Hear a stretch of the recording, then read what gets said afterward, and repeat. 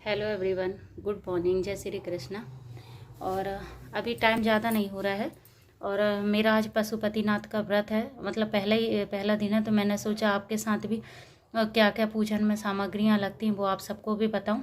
दिखाती हूँ, मैंने थाली लगा लिया। मंदिर जाने की तैयारी, पहले मैं मंदिर में पूजन करके आऊँगी, फिर घर में करूँगी। दिखाती हूँ क्या क्या सामान लगता। ये भोडर, गुलाल, हल्दी, ये लाल वाला चंदन, ये कुमकुम, ये पीला अक्षत, ये अपन गोल सुपारी, जनेऊ और 1 रुपये, और ये कुसुम, और ये डमरू। अगर भगवान भोलेनाथ की पूजन होती है तो डमरू ज़रूर बजाना चाहिए, इसलिए दूध, दही, शहद और ये हल्दी।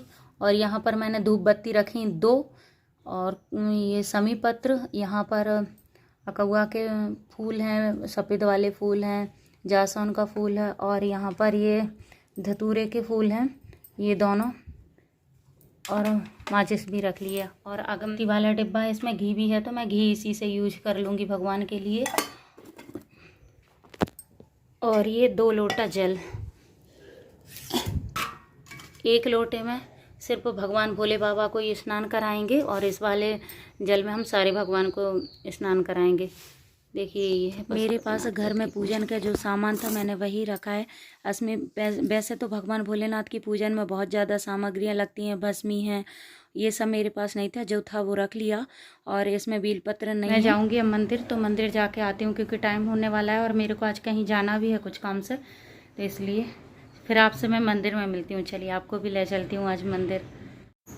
पशुपतिनाथ व्रत की पूजन मंदिर में ही होती है। अगर किसी कारणवश मंदिर बहुत दूर है तो घर में भी बेलपत्र का अगर पेड़ है तो वहाँ उसके नीचे भी कर सकते हैं। मेरे तो घर के जस्ट पास में ही मंदिर है, तो ज़्यादा दिक्कत नहीं है।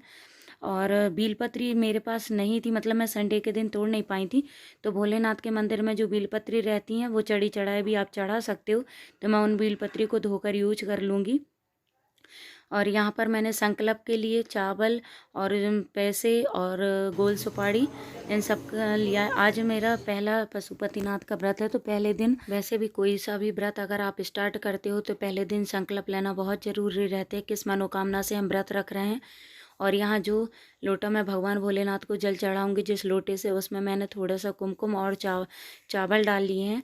और पहले मैं नंदी को स्नान कराऊंगी और उसके बाद भोले बाबा को स्नान कराऊंगी। मैंने प्रदीप मिश्रा जी के प्रवचन सुने थे, उन्होंने जो विधि बताई है उसी तरीके से मैंने आप सबको भी पशुपतिनाथ व्रत पूजन विधि बताई है। अगर आपको मेरी वीडियो अच्छी लगती है या इससे आपको कुछ सीखने को मिलता है तो प्लीज़ मेरे चैनल को सब्सक्राइब ज़रूर कीजिए और लाइक करना ना भूलें। और मैं जैसे पूजन करती हूँ मैंने वैसे ही आपको बताया है।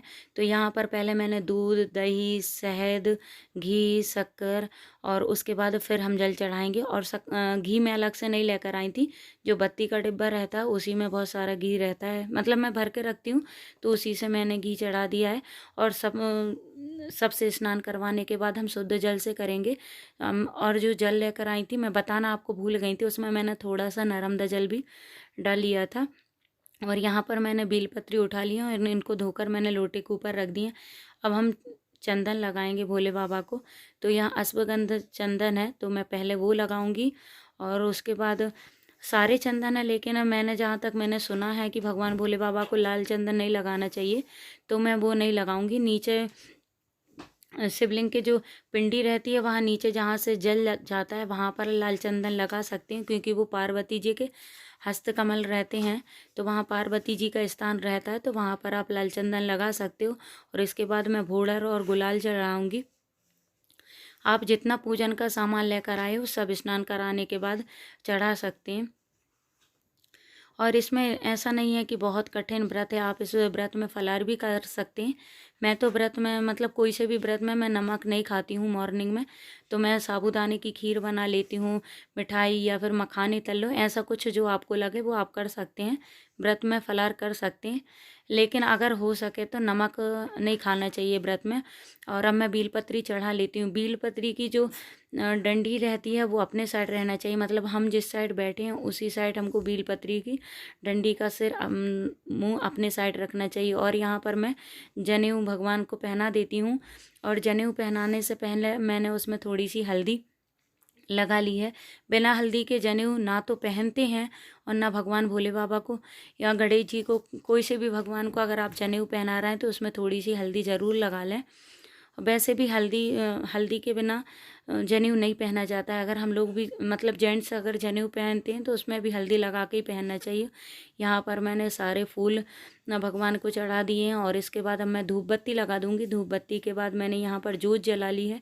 सुबह हमको दीपक नहीं बनाना है, मतलब सुबह पूजन में आप एक जोत जला सकते हैं। और यहाँ पर मैंने कलावा भगवान को पहना दिया है और डमरू भी बजा देंगे साथ साथ, क्योंकि भोलेनाथ की पूजन में डमरू ज़रूर बजाना चाहिए, क्योंकि वो डमरू हमेशा हाथ में रखे रहते हैं।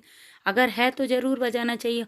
और वैसे भी जो सामान है वो ज़रूर करना चाहिए। अभी मेरे पास है शंख भी है, लेकिन मेरे को शंख बजाना भी नहीं आता है। और हमारे यहाँ बोलते हैं कि लड़कियाँ मतलब लेडीज़ हैं शंख नहीं बजाती हैं, जेंट्स ही बजा सकते हैं। तो यहाँ पर पूजन हो गई है तो मैं आरती कर लेती हूँ और उसके बाद सारे भगवानों की सभी भगवानों को स्नान कराऊंगी और उसके बाद उन सबकी भी पूजन करूँगी और फिर से कपूर जलाकर सारे भगवान की आरती कर लेती हूँ। आगे आप मेरे साथ वीडियो में बने रहिए। अगर मुझसे कुछ गलती हो जाती है तो आप कमेंट करके ज़रूर बताइएगा, क्योंकि कुछ ना कुछ तो मतलब हो सकता है कि मेरे से भी गलती हो गई हो। अगर कुछ गलती हो जाती है तो आप मेरे को कमेंट करके बताइएगा ज़रूर। और अगर आपने इस वीडियो से कुछ सीखा हो तो कमेंट कर ज़रूर बताइएगा, क्योंकि कमेंट बॉक्स ही एक ऐसा माध्यम है जिसके थ्रू मैं आपको पहचान सकती हूँ। तो आप कमेंट बॉक्स में अपनी राय ज़रूर दीजिएगा। और यहाँ पर अब मैं सारे भगवान की पूजन कर लेती हूँ। वैसे मैं बचपन से देखती आई हूँ मतलब कि पूजन कैसे करते हैं, तो मुझे कुछ कुछ तो आता है। और मैंने वहाँ की प्रदीप मिश्रा जी की पशुपतिनाथ की विधि देखी थी तो उसके थ्रू। और यहाँ पर जो मैं मूंग दाल लेकर आई थी तो वो हमको नंदी जी के जो दोनों चरण जहाँ पर मुड़े हुए हैं वहाँ पर हमारी मनोकामना बोलने के बाद वहाँ पर ही चढ़ाना है। जो नंदी जी के पैर मुड़े हैं वहीं याद रखें। लास्ट में जब हमारी पूजन हो जाती है आरती करने के पहले मूंग के दानों को हाथ में लेना है, अपनी मनोकामना बोलना है और वहाँ पर चढ़ा देना है। और मैं मतलब पूजन कर चुकी हूँ। मेरे पास तो समय पत्र थे नहीं, लेकिन मंदिर में बोलते हैं ना कि अगर भगवान के पास चढ़े हों और नीचे डले हों तो उनको धोकर चढ़ा सकते हैं। ये देखिए ये पाँच की बेलपत्री है, इसमें 5 पत्तियाँ हैं। भाई मैं तो उठा के लिया। ये 3-5 बहुत अच्छा रहता है बोलते, मतलब 3 की तो रहती हैं, 4 की मिल जाए 5 की तो बहुत शुभ मानते हैं। 4 की भी कभी कभी निकल जाती है। ये तो 5 की मतलब मैंने तो शायद मैं पहली बार ही चढ़ाऊंगी। अच्छा ऐसा है? हाँ मैंने तो बहुत बार। मंदिर से जस्ट मैं अभी आई हूँ और ये देखिए पूजन की थाली, बेलपत्री भी भगवान के ऊपर जो चढ़ी थी तो एक आंटी ने मेरे को धोके दे दी थी तो वो भी रख ली हैं। अभी ये पूरा पूजन का सामान मैं उठा के फ्रिज में मतलब ढक के रख दूंगी और इसी से शाम के अपन पशुपतिनाथ के व्रत की पूजन करना है तो मैं इनको ढक के रख देती हूँ। हेलो एवरीवन, अभी शाम का टाइम हो रहा है, 6:30 बज रहे हैं। पूजन की पूरी तैयारी हो गई और ये देखिए मैंने वापस फिर से नहा लिया है, इसलिए क्योंकि दिन भर में मेरे को ऐसा लगता है कि पूजन करने से पहले नहा लेना चाहिए। तो मैं नहा कर आ गई हूँ। नहाने के बाद मैंने प्रसाद बनाया, दीपक बनाया आटे लगाकर। और अब मैं दिखाती हूँ शाम की पूजन में पशुपतिनाथ व्रत में क्या क्या लगता है और कैसे करते हैं। पूजन की थाली ये सुबह की रखी थी और ये बेलपत्री भगवान के यहाँ नीचे जो डली थी उनको मैंने धोकर यूज कर लिया है। ये बेलपत्री को हम शायद 1 साल तक की यूज कर सकते हैं इनको।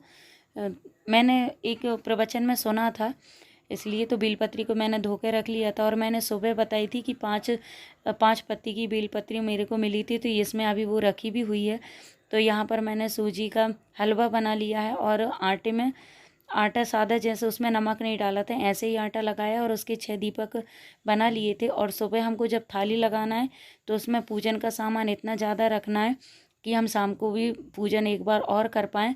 तो मैंने धूप बत्ती भी 2 रख ली थी उसी टाइम, तो सुबह 1 और शाम को 1, ऐसे करके कि दोनों टाइम की पूजन हो जाए। सामान हमको इतना लगाना है। और यहाँ पर मैंने थाली लगा ली है और लोटे का जल सिर्फ हम एक ही ले जाएंगे अब, प्रदोष काल में ही पूजन करना चाहिए। तो अभी 6:30 बज गए, मैंने सारी तैयारी कर ली और आपको भी दिखाया मैंने पूजन की थाली में क्या क्या रखा है। सुबह की जो थाली लेकर वापस आई थी उसमें ही मैंने ज़्यादा सामान रख दिया था, मतलब वही पूजन, उसी से पूजन करना है, दूसरा कोई भी सामान नहीं रखना रहता है, सिर्फ दीपक और प्रसाद के अलावा।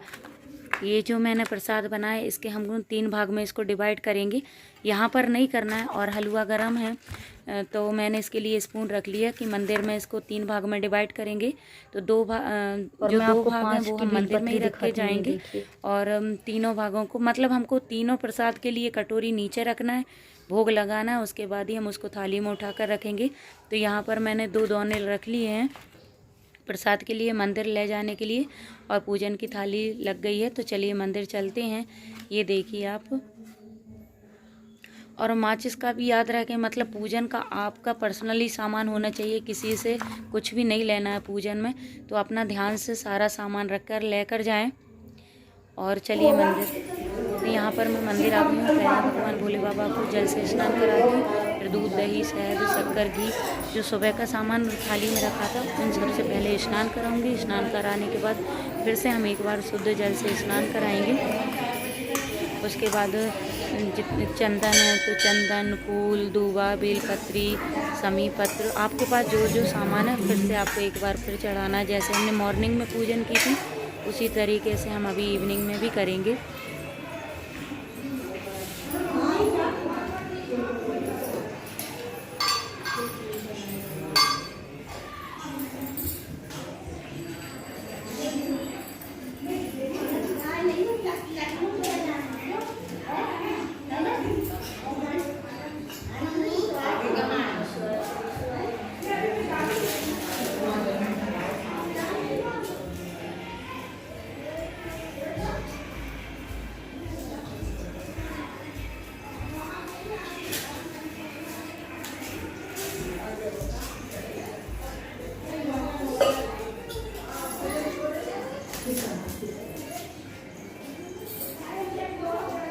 नारियल नीचे रखा कर, ऊपर नहीं रखा।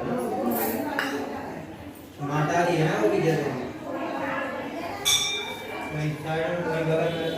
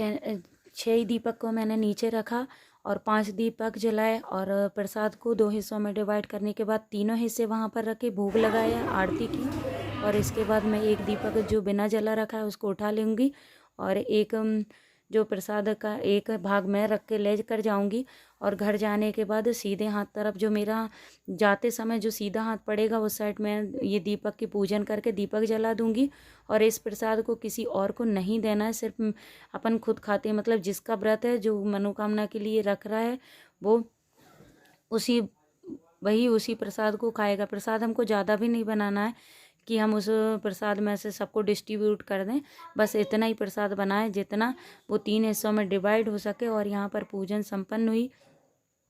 अब मैं घर जाती हूँ और यहीं पर मैं आज अपने ब्लॉग का एंड करती हूँ। मिलती हूँ नेक्स्ट ब्लॉग में। श्री शिवाय नमस्तुभ्यम। Bye bye, take care.